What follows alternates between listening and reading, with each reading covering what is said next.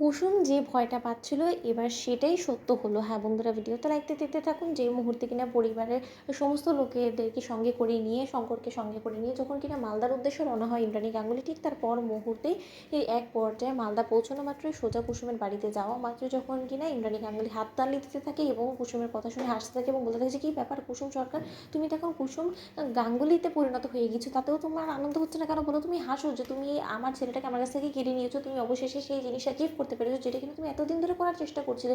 এতদিন ধরে ছোটো আমাকে বারবার করে বোঝানোর চেষ্টা করার সত্ত্বেও আমি যেটা বুঝে উঠতে পারিনি সেটা আজকে আমার সামনে বাস্তবায়ন হয়ে গিয়েছে। সেটা দেখে তো আমার গর্বে বুক ফুলে যাচ্ছে। কি আয়ুষ্মান গাঙ্গুলি, তুমি তোমার পরিচয়টা নিশ্চয়ই এখন আর নিজের মায়ের সামনে অন্তত রাজমিস্ত্রি দেবে না। এখন তো তুমি আমার কাছে আয়ুষ্মান গাঙ্গুলি এবং গাঙ্গুলি গ্রুপ অফ কোম্পানি যে সিইও। শঙ্কর, তুমি জানতে চাইবে না যে তোমার মেয়ের জামাইয়ের আসল পরিচয়টা ঠিক কী? ঠিক সেই সময় শঙ্কর যখন কিনা বলতে থাকে যে, কর্তামা আপনার কোথাও হয়তো ভুল হচ্ছে, আয়ুষ বাবা কোথা থেকে আসবে বলুন তো? আয়ুষ বাবু তো রীতিমতো আপনিই বলেছিলেন যে বাইরে কোথাও গিয়েছে। ঠিক সেই সময় মীনাক্ষী বলতে থাকে যে, শঙ্করদা তোমার মাথা খারাপ হয়ে গেছে, তোমার মেয়ে অভিমান করে বাড়ি ছেড়ে চলে গিয়েছিল আয়ুষের অপমান সহ্য করতে না পেরে, এবং আয়ুষ এবং ঈশান রীতিমতো কুসুমকে মানানোর জন্যই সেই চন্দননগর থেকে এখানে এসেছিলো। কিন্তু তাই বলে দিদি তুমি সমস্ত কথা কী বলছো, কিছুই তো আমার মাথায় ঢুকছে না বলো তো? ঠিক সেই সময় এই শঙ্কর তখন কিনা বলতে থাকে যে, কর্তামা আপনি যাকে কিনা আয়ুষ্মান গাঙ্গুলি বলে ভাবছেন, সে আয়ুষ বাবা কোনো মতে হতে পারে না। তার কারণ সে আমাদের বাড়ির মেরামত করার জন্য এসেছিলো, সে একজন রাজমিস্ত্রি এবং তার নাম হলো গিয়ে রাজা, তাই না?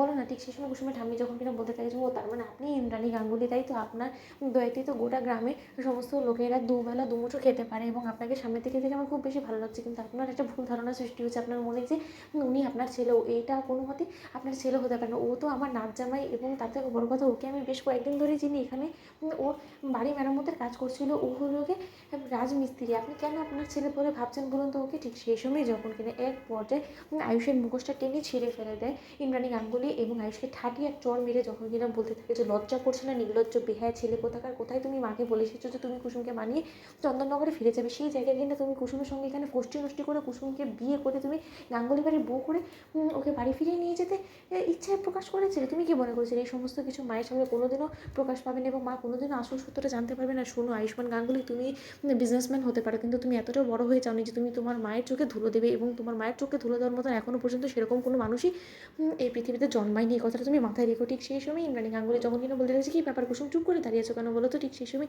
কুসুম যখন কিনা হাত জোর করে ক্ষমা চাইতে থাকে এবং বলতে থাকে যে, কর্তাম্মা, দেবীমা, আপনি আমার কথা বিশ্বাস করুন, আমি কোনো মতে এই সম্পর্কে কিচ্ছু জানতাম না। কোথা থেকে কখন কীভাবে এই সমস্ত কিছু হয়ে গেল, এবং ছোটো সাহেব আমার স্মৃতিতে সিঁদুর পরিয়ে দিল। আমার এই সম্পর্কে বিন্দুমাত্র কোনো রকম কোনো ধারণা ছিল না। ঠিক সেই সময় যখন কিনা শঙ্কর বলতে থাকে যে, হ্যাঁ রে কুসুম, এত দিন ধরে তো ছোটো সাহেব এই বাড়িতে তুই জানিস না, সেটা আমাদের কাছ থেকে কেন লুকিয়েছিস বল? তো বন্ধুরা, লাইক, কমেন্ট, শেয়ার করে সাবস্ক্রাইব করতে ভুলো না।